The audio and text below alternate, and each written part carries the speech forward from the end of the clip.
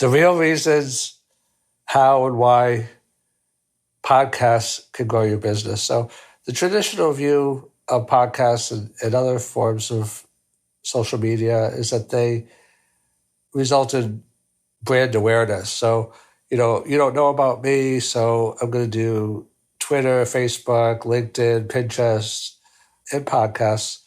You can get to know me and through exposure. I mean, there is some truth to that. Like if you look at Grant Cardone, he says, your greatest liability is that you're unknown, and that, through repeated exposure, it is a matter of quality because people have multiple choices and they know about multiple choices, but it's also a matter of exposure.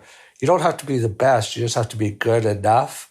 I mean, I'm going to contradict what I just said because both sides are true. You have to be the best because, like FedEx says, good enough isn't. I think it's FedEx.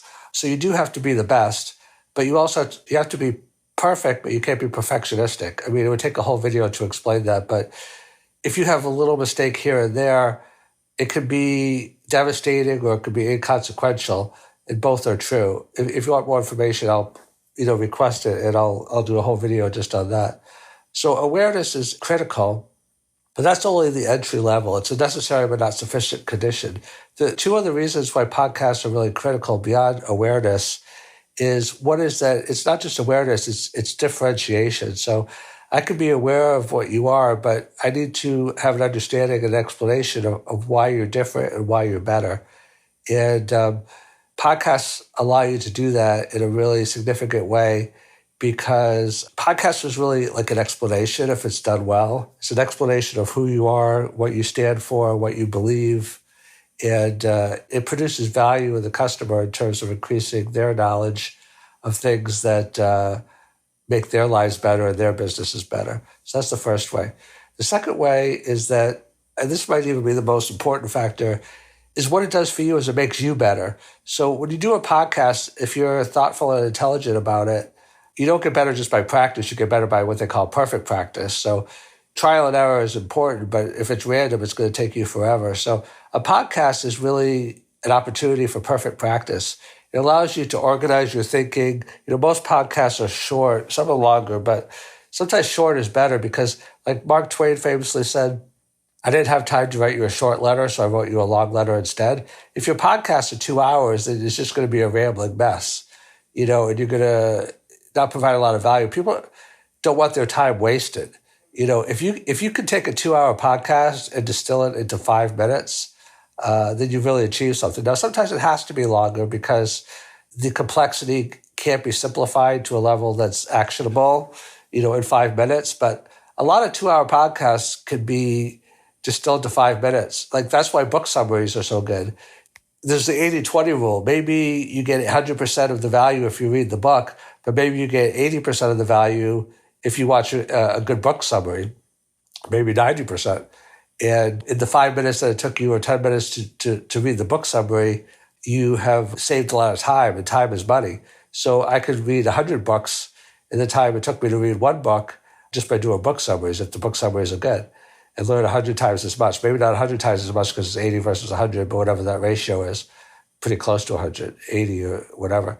So they say that the person that learns most in a classroom is the teacher, but that's only if the teacher is reflective. If you're just going through the motions, then you won't learn anything.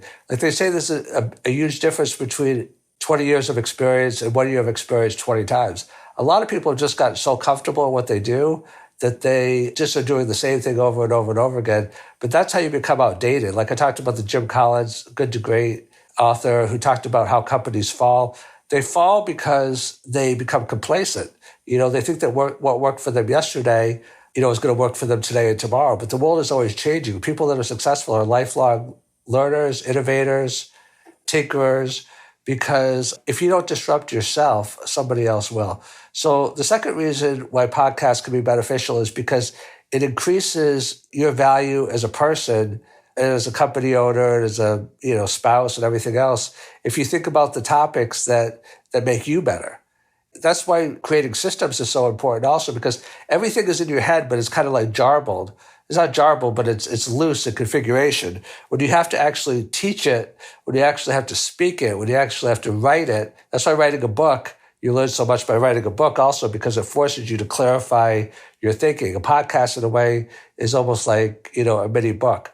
So I'm going to add one other bonus advantage to the two that I just mentioned. That is culture. You don't just differentiate yourself by podcasts. You differentiate yourself in terms of values, and that's culture. So I just did a Vault Business podcast earlier today on culture. Podcasts are a great way to determine culture. They say some of the greatest leaders in business, they don't focus on what they're going to do. They focus on what they're not going to do. So in terms of culture, it's important to define what you are and also what you're not.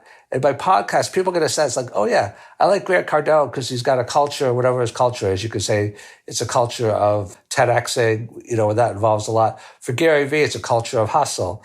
You can't just reduce people to one word, even though Evan Carmichael, one of my favorite people in the world, talks about the one word, and his belief. So learn those three ways in which podcasts really help you. And remember that the brand awareness that people talk about with podcasts and social media, it's really just the beginning.